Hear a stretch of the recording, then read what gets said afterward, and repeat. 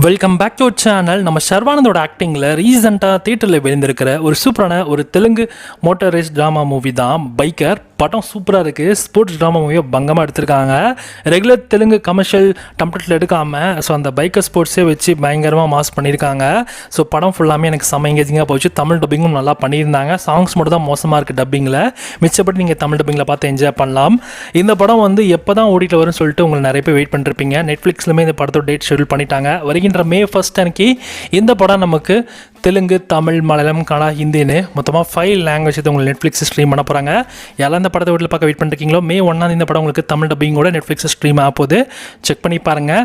So தேட்டர்லையுமே போய் பாருங்கள். கண்டிப்பாக அந்த படம் பார்க்கறதுக்கு செம்ம ஒர்த்து. ரீசெண்டாக அந்த படங்களில் இந்த படம் கண்டிப்பாக எங்கேஜிங்காக போச்சு. அதுக்காக உங்களுக்கு கண்டிப்பாக ரெக்கமெண்ட் பண்ணுறேன்.